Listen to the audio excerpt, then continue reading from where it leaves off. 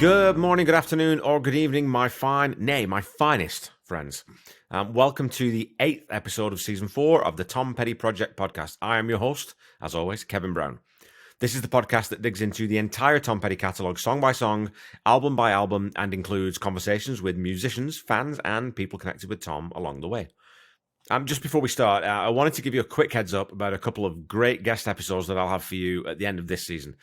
First of all, I had a chance to speak to the absolutely marvellous Janet Lavelle, who many of you will know well from the Tom Petty Nation. And that episode will be sort of a weird hybrid where I'll have an audio version and a video version because Janet showed me a ton of her memorabilia, and a lot of that just won't make the audio edit as it's very visual. So there'll be a different audio version and a visual version or YouTube version. So it's well worth checking both those out because Janet cracked out some fantastic pieces that you're going to love to see. You know, and we spent, I think, 2 hours chatting about Tom and what his music means to us. And as with every Tom Petty fan that I've spoken to so far, it was a pure joy to share that passion with someone else. And Janet was fantastic. You'll love her. The other conversation I had was with Jeff Slate, who's an accomplished musician and journalist who has personal connections to the Heartbreakers and wrote a beautiful tribute to Tom for Esquire magazine the day after we lost him. Most of you will actually have read this piece without necessarily knowing who the author was. Jeff shared a ton of great stories with me, and we wandered off down tons of different musical rabbit holes that ended up in, very interesting places. So those 2 or 3 episodes, however many episodes it makes up, will release at the end of this 4th season. And of course, we'll also have the album wrap episode with my compadre, John Paulson. So now that all those updates are out of the way, let's dig into this gigantic third track from side 2 of Hard Promises, Insider. Don't forget to look for a link to the song in the episode notes and give it a listen before we dig in. In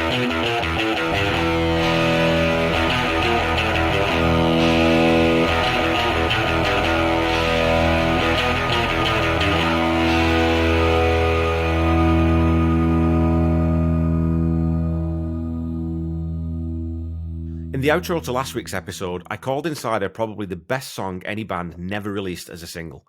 And, that might be a little over the top. Maybe there are other tracks that could claim that title, but I certainly can't think of another Tom Petty song that wasn't released that I think definitely should have been. Now, one reason it wasn't released as a single is that the band simply didn't release ballads or, mid-tempo songs as singles early on in their career. When talking about Insider with Paul Zollo, Tom says they always wanted something more upbeat for the singles. And he mentions that Free Fallin' was the first time he ever had a ballad out as a single. The other fact to consider is the background behind this song. As Tom relates to Paul in Conversations with Tom Petty, Stevie came to me around 78, and she was the absolute stone-gone huge fan, and it was her mission in life that I should write her a song. He goes on to say that we were a little wary of Stevie. We kind of saw this big corporate rock band Fleetwood Mac, which was wrong. They were actually artistic people. A couple of years later, Stevie approached Tom about producing her first solo record, Belladonna, to which Tom tentatively agreed. Tom notes that dealing with girls in the studio is completely different than dealing with guys, and Tom told Stevie that he definitely wasn't the best man to lead the project and recommended Jimmy Iovine, who took over recording the album. Jimmy then beseeched Tom to write a song for Nick's album, and Tom went away and wrote Insider. He tells Paul Zollo, the title came as I was writing, if I remember correctly. It just came out of the verse. I wrote that on my own at home. I remember spending a good day on it. Let that sink in for just a second. Insider took Tom 1 day to write. I'm leaving a pause there just to let that sink in. How good this song is. That's a one-shot, 1 day. It's not, kind of like a Wildflowers thing, right? Where he sort of writes this unbelievable song in 1 day. Who does that? Come on, give me a break. He goes on to say how much he loved it and that Jimmy just flipped over the song. He thought it was incredible. He said, God, when I asked for a song, I didn't expect this. So Tom cuts the song right then and there on guitar and lays down vocals with Stevie before taking it back to the band to finish up the arrangement and the additional instrumentation.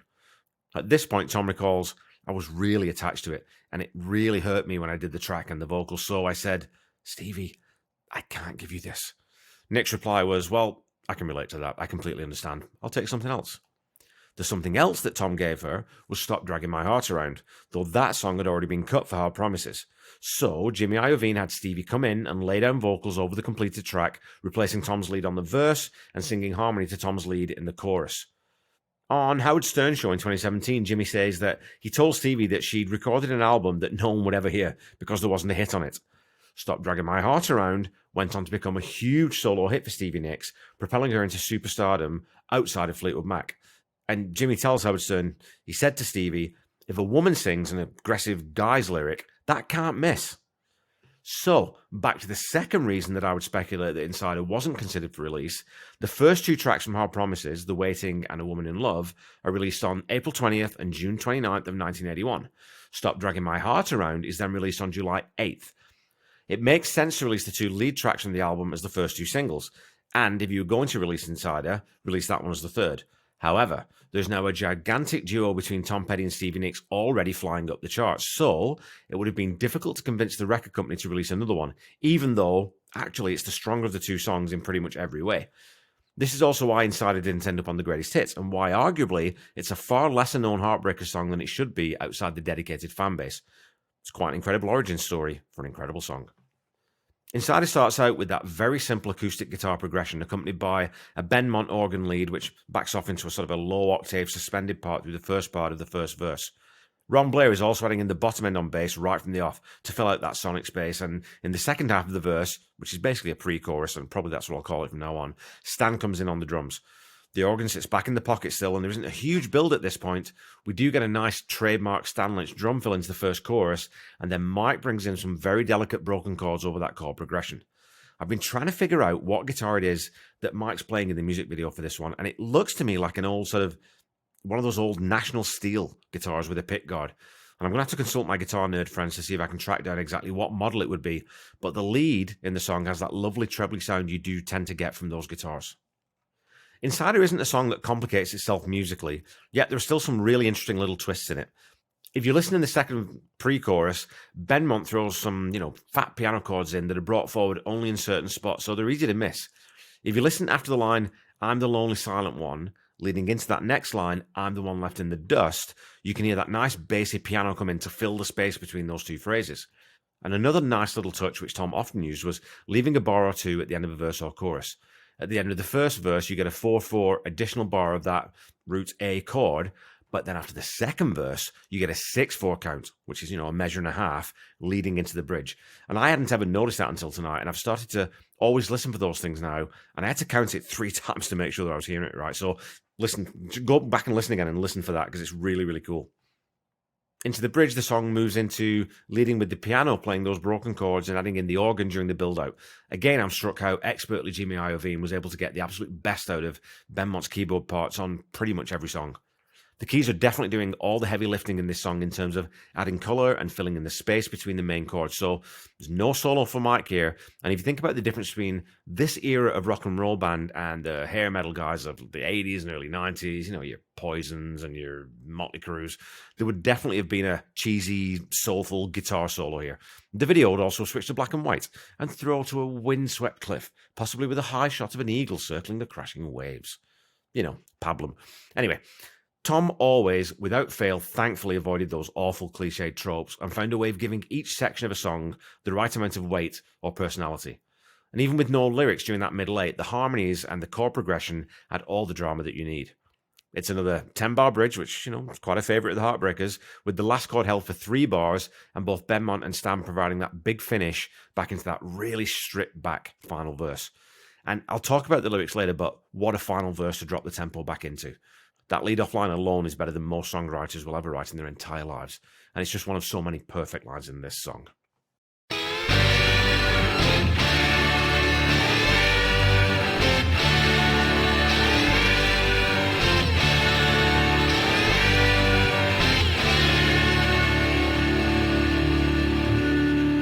Alrighty, folks, it's time for some... What is it time for? Some petty trivia. Okay, last week's question was this. In which of the following countries did the Heartbreakers never play a gig? Belgium, Spain, Germany, or France?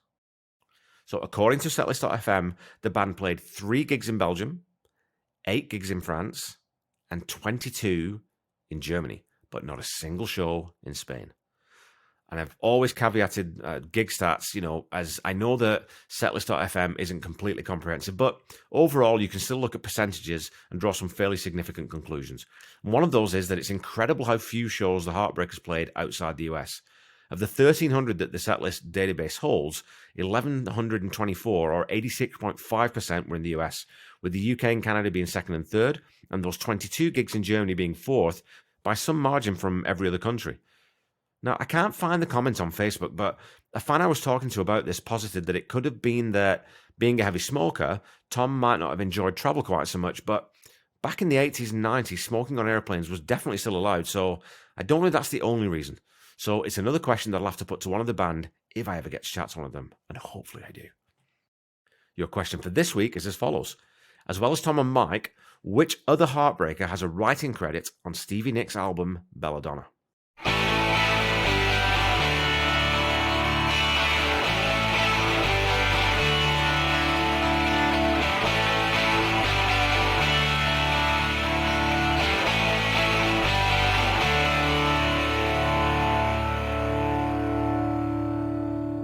Okay, back to the song.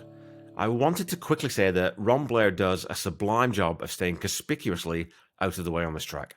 On a song that's heart is the lyric and the very gentle interplay between the two vocal tracks, you can't have too much going on. So Stan is given a little more license to be more, percussively aggressive, and he just put in some great fills, while Ron really just holds that steady bass groove down. Even during the bridge, where he definitely would have a little more license to be more assertive, again, that arrangement skill comes in on this record, and a combination of Jimmy Iovine's influence and the Heartbreakers' growing understanding of studio craft recognizes that you just don't need a big walking bass line in this song at any point. You also get that masterstroke of dropping the bass out completely for that last verse to give those lyrics in that final verse all the more space to just knock you out. So let's talk about the lyrics and this vocal performance. We'll start with the latter first. I was talking about this recently with someone and mentioned that even the greatest vocalists in the world sometimes just don't quite mesh. It can be a frequency thing or a delivery style thing, but usually it's a chemistry thing, and you simply can't fake that. You can't fake chemistry. Some voices just work together, and Tom Petty and Stevie Nicks' voices fit together utterly perfectly. The main vocal genius of this song, though, is how reserved it is. Neither singer goes into their highest range at any point, neither is competing. Like the non-solo, this isn't a traditional duet where each singer takes a lead in alternating verses.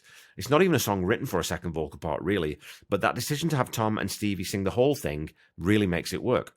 Then you have Stevie sing the harmony the whole way through and Tom the lead. Then you have Stevie singing the third part harmony through the first verse, pre-chorus and chorus, and then the second verse, and then she switches up to that fifth part harmony for the second and third pre-choruses, to really hold that back and not overuse that angelic voice. But when it does come out in that higher range, it just elevates the song to yet another level.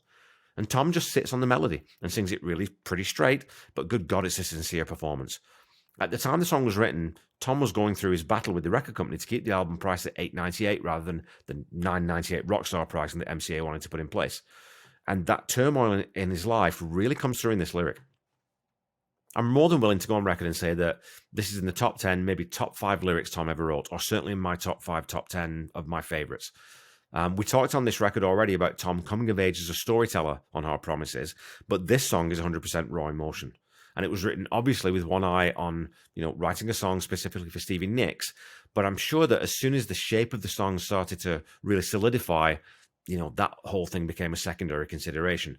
And I would further contend that if you rearrange the structure only ever so slightly, this could be one of the world's great poems. Let's just say you put the 3, verse pre-choruses sequentially and then finish with the chorus. It has an almost Byron-esque tragedy to it. And that last verse, I kind of touched on it earlier, I think it's among the very finest that Tom ever wrote. I'll bet you're his masterpiece. I'll bet you're his self-control. Yeah, you'll become his legacy, his quiet world of white and gold. And I'm the one who ought to know. I'm the one you left to rust. Not one of your twisted friends.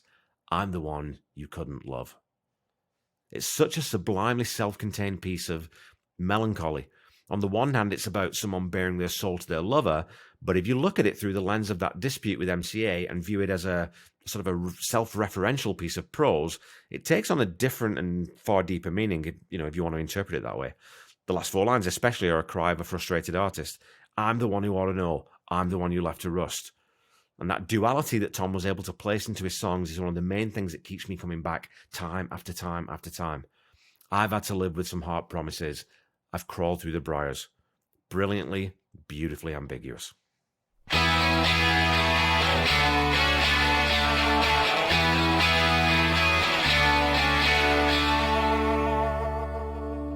Okay, folks, that's all for this week. Insider ranks as another one of my very favourite Tom Petty compositions, and certainly lyrically. It's a very simple song musically, but again, that's just a case of making sure that dual vocal and the impact of the lyrics are front and centre. And just imagine if Tom had kept Stop Dragging My Heart Around and had been able to release this as a single. I genuinely think it would have been a number one, and I think it would have just, again, ramped Tom's career up yet another level. It's also surprising that so many people don't know this song. I was talking to my best mate, Randy, about it, the guy who does all my music for the podcast, and he wasn't familiar with this one at all. It also wasn't released, so it wasn't on the greatest hits, so unless you're a fan, or maybe even a Stevie Nicks fan, chances are you might just have missed this one altogether. For me, Insider is a nailed-on, all-day, all-night 10 out of 10. It's vulnerable, it's tender, it's bitter, it's desperate, and most of all, it's just searingly beautiful. Yeah, you're the dark angel. It don't show when you break up. I'm going to drop a video in the episode notes of Tom playing the song for the Heartbreakers on his acoustic guitar and listen to how damn good that raw cut, through a video camera mic is. I'll also throw up a live version with Stevie from the Running Down a Dream doc. From looking back to setlist.fm, this song wasn't played live very often, and mainly that's because anytime it was performed with Stevie Nicks. So I love that Tom kept this world-beating song back because it would only work with a very specific vocalist on harmony. Just such a glorious musical relationship. Please remember that you can continue to support humanitarian efforts in the Ukraine in many different ways, and I would urge you to do so if you have the means, even if you had already. Please just go and help these people out because there are so many displaced Ukrainian immigrants, you people still in the country who need our help. Anything you can give, $1, $2, $5, it all helps. As always, I've added a link to the Red Cross donation page in the episode notes, and I'll continue to do that until the crisis is over. Don't forget to follow me on Facebook and Instagram at The Tom Petty Project and on Twitter at Tom Petty Project. You can also find me on YouTube. So go, again, follow, like, subscribe as applicable, and please leave a review or a rating if you haven't done that already. And I was reading through reviews today. I've had some really lovely reviews on Apple Podcasts, so thank you to those people who left a review. It means the world to me. Keep talking to me on social media. And again, if I don't get back to you on Instagram as quickly as I do on Facebook or Twitter, forgive me, I just don't do Instagram quite as much.